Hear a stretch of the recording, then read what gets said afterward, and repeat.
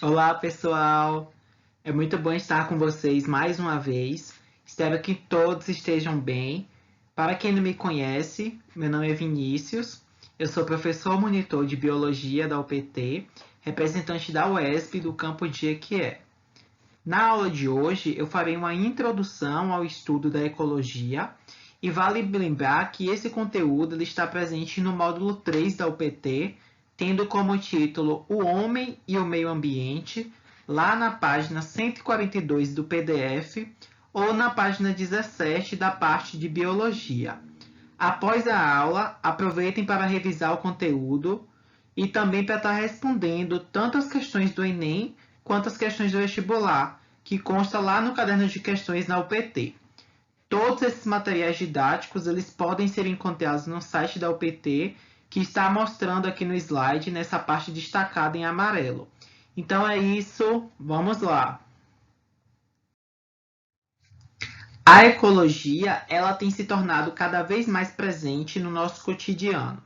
Quase que todos os dias, tanto nas manchetes de jornais e nos programas de televisão, é possível que a gente evidencie algumas notícias como essas que eu acabei destacando aqui no slide, a respeito do desmatamento, da poluição dos rios e dos mares, do efeito estufa, das mudanças climáticas, da destruição da camada de ozônio, entre tantos outros assuntos que estão relacionados ao meio ambiente e à ação do homem sobre ele. Nesse caso, a manutenção desse estilo de vida da sociedade contemporânea, ela tem exigido cada vez mais a exploração desses recursos naturais, o que muitas vezes acaba comprometendo a conservação da biodiversidade do nosso planeta. E isso acabou se tornando, né, um grande desafio para estar solucionando esses conflitos. E isso está muito relacionado ao ego humano, em detrimento dos outros organismos, né? O homem, ele é egocêntrico quando ele pensa que a natureza ela está aí para servi-la como seu principal beneficiário. E o que seria ideal é que essa exploração ela ocorresse gerando o menor impacto possível sobre o meio ambiente e que houvesse, né, um respeito da legislação que está em vigor atualmente. Então, pensando nisso, existe o eco, que visa com que a humanidade ela se entenda como parte da natureza, sendo uma espécie que ela evolui ao lado de outras espécies e não uma que possui um valor diferenciado dos outros seres vivos, né? Mas, infelizmente, não é isso que acontece, e principalmente pela falta de consciência do cidadão, também está relacionado com o consumismo e com a ganância dos poderosos, que acabam ocasionando diversos prejuízos para o equilíbrio ecológico.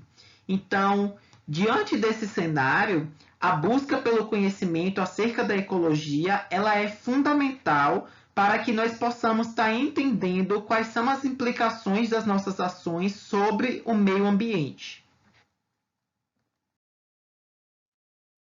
Todo e qualquer ser vivo existente no nosso planeta, ele acaba interagindo com o ambiente à sua volta e com os outros seres. Mas, afinal, Vinícius, o que seria ecologia, né? A palavra ecologia, ela vem de duas palavras gregas, oikos, que significa casa, e logos, que significa estudo. A origem dessa palavra ela faz sentido se você imaginar que o planeta Terra ele é como um lar para nós humanos e para todas as outras formas de vidas que nele são existentes. Então, desde a criação desse termo ecologia, que foi criado por Ernest Haeckel, algumas coisas assim, não vou cortar. Esse termo ele foi criado em 1866 até hoje, como ocorreram grandes mudanças, né, na forma como nós entendemos os organismos. Então, na época do surgimento desse novo campo de estudo, a maioria dos pesquisadores eles estudavam as diferentes espécies de uma maneira isolada, como se elas não sofressem, né, interferência do ambiente ou de outras espécies também. E apesar da ecologia ela tá abordando diferentes campos das ciências, envolvendo muitas pesquisas de campo e desenvolvimento também de modelos experimentais. Os conhecimentos básicos da área, né, desse domínio humano, eles acabaram se tornando fundamental para que cada cidadão ele possa estar avaliando os seus impactos, né, dos seus hábitos no ecossistema. Então, da mesma forma, os conhecimentos sobre diferentes assuntos que envolvem a ecologia são temas que são fundamentais para que todas as nações que planejam, né, estar crescendo de uma maneira mais sustentável, ou seja, sem estar degradando ainda mais os ecossistemas que são típicos dos seus países. A organização biológica, que ocorre de uma maneira assim hierárquica, geralmente ela é representada por 12 níveis. Ela se inicia no nível mais baixo, que seria o átomo, e segue até o nível mais elevado, que seria a biosfera. Entretanto, a ecologia ela realiza alguns estudos apenas em alguns desses níveis, já que ela estuda a relação dos seres vivos entre si e destes com o ambiente. Então, os estudos eles podem ser realizados desde uma escala local, como o estudo de um único organismo, até mesmo uma escala global, ao abordar questões a respeito da biosfera. Então, dos níveis de organizações citados, que estão representados nessa imagem, são de interesse dos estudos da ecologia os organismos, as populações, as comunidades, os ecossistemas e a biosfera. Os ecólogos eles podem realizar estudos dentro de cada um desses níveis de organização, assim como entre esses níveis. E a seguir eu vou conceituar cada um desses níveis para vocês. O organismo ele é formado pelo conjunto de todos os sistemas. No entanto, um organismo também pode ser constituído por uma única célula, sendo então chamado de unicelular. Ou quando o organismo ele é constituído por duas ou mais células, ele é denominado multicelular ou pluricelular. Só que no nível do organismo, a ecologia ela estuda um organismo de determinada espécie, como por exemplo um elefante. O conceito biológico de espécie ela vai se basear na capacidade de dois organismos eles se cruzarem entre si em condições naturais e terem descendentes férteis. Os ecologistas eles também realizam estudos que tendem a estar compreendendo, né, como essas características anatômicas, fisiológicas, entre outras, elas acabam interferindo na capacidade do organismo de estar interagindo com o meio ou como o ambiente ele pode estar afetando a sobrevivência desse organismo. Quando falamos em população, nós estamos nos referindo a um conjunto de indivíduos de uma mesma espécie que vivem juntos em uma mesma área geográfica durante o mesmo intervalo de tempo. Como, por exemplo, é possível citar os elefantes dessas imagens aqui. Já a comunidade, ela também é chamada de biocenose ou biota, e ela se refere a um conjunto de todas as populações de diferentes espécies que vivem em uma mesma área no mesmo intervalo de tempo. Então, quando nós utilizamos o termo comunidade, nós estamos nos referindo a todas as formas de vida que são encontradas em uma região ou um ecossistema. E nesse caso, se nós falarmos na comunidade que habita a floresta, ela será constituída por todas as plantas, todos os animais, as bactérias, entre outros seres que são encontrados nessa floresta. Beleza, pessoal? Já o ecossistema, ele é um conjunto que é formado pela comunidade e pelo ambiente.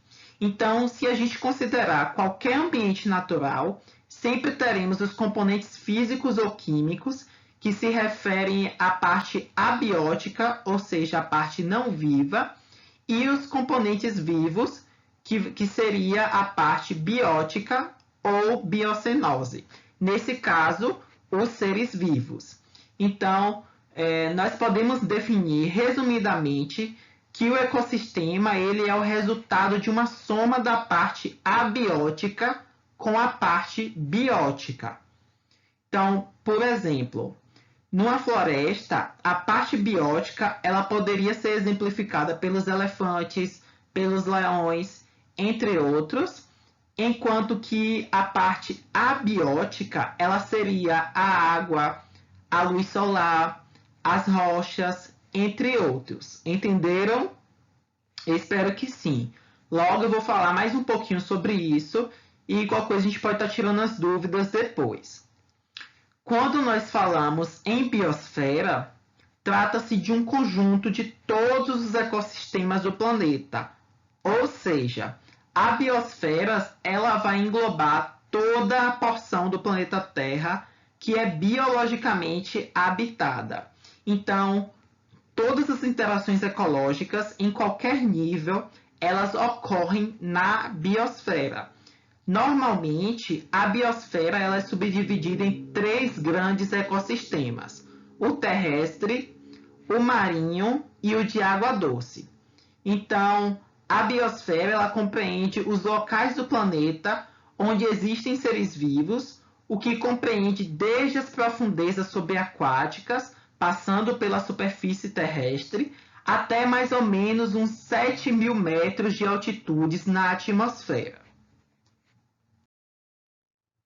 Bem, como eu já havia falado, todo e qualquer ecossistema natural ele é constituído por 2 tipos de componentes: os fatores abióticos, que são representados pelos fatores físicos e químicos do ambiente, ou seja, não vivos, e os fatores bióticos, que são representados pelos seres vivos que compõem a comunidade biótica ou biocenose. Então, lembre-se, a interação entre 2 fatores abiótico e os fatores bióticos constitui a essência do que nós chamamos de ecossistema. Beleza? Agora eu vou apresentar para vocês os componentes abióticos dos ecossistemas. A luz solar ela é um fator abiótico que é indispensável para os organismos autotrófos fotossintetizantes. Vixe, Vinícius, calma aí. O que seria organismos autotróficos fotossintetizantes? Bem, são os organismos que, a partir da energia captada da luz, esses seres eles realizam fotossíntese e, consequentemente, a síntese da matéria orgânica que é necessária à manutenção do seu organismo, como, por exemplo, dos organismos fotossintetizantes, né? Nós temos as plantas, as algas e as cianobactérias. Diferentemente, os organismos heterótrofos, eles não são capazes de produzir o seu próprio alimento. Então, eles acabam dependendo de um consumo externo de um material orgânico para poder sobreviver. E como exemplo desses organismos heterótrofos, nós temos os animais, os fungos e algumas espécies de bactérias e também de protistas. Então, os organismos heterótrofos que consomem esses organismos fotossintetizantes, eles obtêm a matéria orgânica que eles precisam para estar sobrevivendo. Então, dessa forma, a distribuição da radiação solar pelo planeta, ela acaba influenciando não só na ocorrência de diferentes espécies vegetais, mas também ela acaba interferindo na distribuição e na atividade dos organismos que dependem dos seres autotrófos para estar sobrevivendo. A radiação solar, ela também é um importante fator para a presença de luz no que diz respeito à sensibilidade dos fotorreceptores que estão localizados lá na retina dos olhos. Além disso, o calor que ele é fornecido por essa radiação, ela é fundamental à vida, porque as temperaturas muito baixas, abaixo de 0 grau, elas podem estar paralisando, hibernando ou até mesmo matando seres vivos. E o mesmo pode estar ocorrendo quando se aumenta demais a temperatura, né? Ou seja, acima dos 45 graus. Apesar disso, alguns seres eles acabam resistindo a essas temperaturas extremas, como por exemplo os nematódios, que são um filo de animais cilíndricos e alongados, e também os rotíferos, que já são um filo de animais aquáticos e microscópicos. Esses dois exemplos que eu citei, os nematódios e os rotíferos, eles suportam 225 graus Celsius abaixo de zeros. E algumas bactérias termófilas, elas são alguns micro-organismos que elas crescem em altas temperaturas, entre 70 a 75 graus Celsius. A água, ela é um outro componente abiótico do ecossistema e ela é uma molécula que é fundamental para a manutenção das infinitas formas de vida do nosso planeta. Ela é o componente mais abundante das células e ela acaba atuando como um solvente de substâncias. Então, ela é indispensável mesmo para o transporte da maioria dos nutrientes. Além disso, as reações químicas que são típicas do metabolismo celular, elas só ocorrem em meio aquoso. Então, por isso, a água e os parâmetros que também estão associados a ela, como, por exemplo, a temperatura, o pH, a dureza, eles são fundamentais para que a gente possa estar entendendo a distribuição dos organismos no planeta, as suas atividades ao longo dos anos, né? E as condições climáticas de um ecossistema. Então, para estar garantindo, né, a manutenção da quantidade adequada de água em seus corpos, os seres vivos eles acabam apresentando uma infinidade de estratégias para obtê-la ou também para estar evitando a sua perda excessiva. E isso pode acabar levando ele à desidratação. Os sais minerais, eles são componentes importantes para as funções vitais, sendo encontrados no solo ou dissolvidos em água sob a forma de fosfato, de carbonato ou de sulfato, entre outros. Os minerais eles também são nutrientes fundamentais aos organismos das diferentes espécies, porque eles podem fazer parte da estrutura corpórea ou então está atuando juntamente com as vitaminas como um nutriente que ele é regulador do metabolismo celular. A concentração de determinados sais no ambiente, ele pode atuar como um fator que é decisivo na ocorrência de uma determinada espécie naquele lugar. Então, por exemplo, a salinidade de regiões de manguezal, ela acaba inviabilizando o desenvolvimento de espécies que não toleram esse parâmetro. Então, como baixas concentrações de potássio, que juntamente com o nitrogênio e com os fósforos, são um dos 3 elementos que são consumidos em uma maior quantidade pelos vegetais. E isso pode acabar inviabilizando o crescimento adequado das plantas nesse ambiente. Tranquilo? A temperatura, ela influencia diariamente no metabolismo dos seres vivos, sejam eles endotérmicos ou ectotérmicos. E isso se dá porque a maioria das reações químicas que ocorrem nos seres vivos, eles têm sua velocidade aumentada ou então reduzida quando há um aumento ou uma redução de temperatura. Além disso, as enzimas para trabalharem, elas precisam estar em uma faixa de temperatura específica. Caso contrário, elas podem ser inativadas. E é importante estar frisando, né, que as variações bruscas de temperatura, elas geram maiores consequências nos indivíduos ectotérmicos, tendo em vista que esses indivíduos eles não possuem a capacidade de estar mantendo a temperatura corporal constante.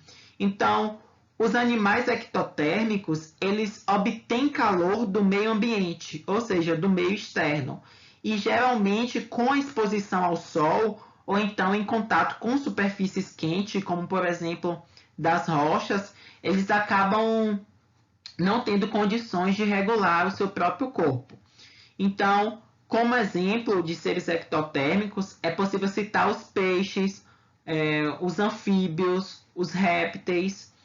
Já os mamíferos e as aves, elas compreendem os animais endotérmicos. Então, o que seriam animais endotérmicos? São aqueles que são capazes de estar regulando o seu próprio corpo. Tranquilo?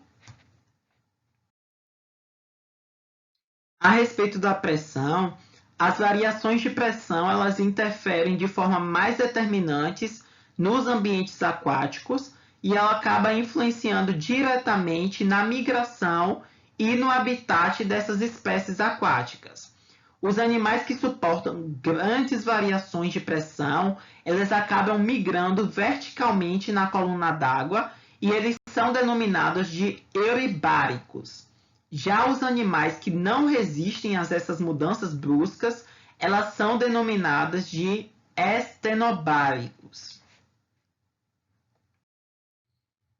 A salinidade ela é um fator primordial na distribuição dos seres vivos aquáticos.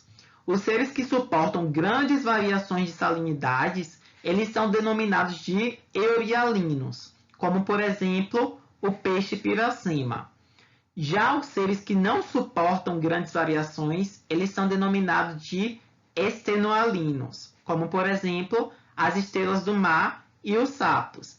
Por fim, existem espécies halófitas, né, que correspondem àquelas que vivem em áreas contendo muito sal. Os gases, eles são inúmeros que são fundamentais para os seres vivos. Dentre eles, nós podemos destacar o oxigênio, que ele é fundamental para o metabolismo energético dos indivíduos que realizam a respiração aeróbica, o dióxido de carbono, que é o principal gás, né, que está envolvido nesse processo de fotossíntese, a água, que ela é importante no controle do clima, né? Existe a circulação da água, e o nitrogênio, que é muito importante como nutriente para as plantas, para a construção de ácidos nucleicos e proteínas. Bem, agora eu vou falar um pouco sobre os componentes bióticos dos ecossistemas. Eles podem ser divididos em dois grandes grupos, o de organismos autotróficos e o de organismos heterotróficos. Eu já comentei um pouquinho sobre eles, mas eu vou relembrar mesmo assim. Os organismos autotróficos, eles são capazes de sintetizar o seu próprio alimento a partir de uma fonte não orgânica de energia. Esses organismos eles podem sintetizar seus nutrientes orgânicos por meio de duas rotas metabólicas. A fotossíntese, que é realizada por certas bactérias, todas as algas e as plantas, ou a quimiossíntese, que ela é realizada por algumas bactérias e pelas árqueas. Por ser a fonte produtora de matéria orgânica para todos os heterótrofos, os autotróficos, eles são considerados os organismos produtores dos ecossistemas. Já os organismos heterotróficos, que são certas bactérias, todos os protozoários, fungos e animais, eles são incapazes de estar sintetizando os nutrientes orgânicos de que eles necessitam para estar sobrevivendo a partir de uma fonte não orgânica. Então, a gente pode concluir que qualquer heterótrofo ele depende direta ou indiretamente da atividade de um ser autotrófico para estar garantindo o seu suprimento, né, de matéria orgânica. Então, após obter os seus nutrientes orgânicos, os heterótrofos eles retiram a energia desses nutrientes por meio da respiração celular, tanto aeróbica quanto anaeróbica, ou também da fermentação. Eu não vou comentar sobre isso porque ele vai ser abordado em outras aulas. Esses organismos heterótrofos, de acordo com seus hábitos alimentares, eles podem ser classificados como consumidores, que seriam, no caso, os herbívoros, os carnívoros, onívoro, detritívoro, entre outros, ou também como decompositores. Eu também não vou entrar em detalhes agora sobre isso, porque ele vai ser abordado na nossa próxima aula, ou seja, no próximo vídeo. Tranquilo? É isso, pessoal. Essa foi a primeira parte da nossa primeira aula. E caso vocês tenham dúvidas, se ficou algo que não tenham entendido direito, vocês podem postar nos comentários do vídeo que no sábado nós teremos plantões e os professores de biologia eles estarão à disposição para estar respondendo as dúvidas de vocês. Aqui estão as referências do conteúdo, né, e das imagens que foram utilizadas nesse slide. Só para lembrar vocês, eu trago essa frase de Robert Kohler, que ele diz assim: o sucesso é a soma de pequenos esforços repetidos dia após dia. Então, com essa frase, eu digo: acreditem em vocês, se esforcem dia após dia, que vocês serão recompensados e terão sucesso por isso. Muito obrigado a todos. Assistam o próximo vídeo que falarei sobre as cadeias e teias alimentares. Até a próxima aula. Tchau, tchau.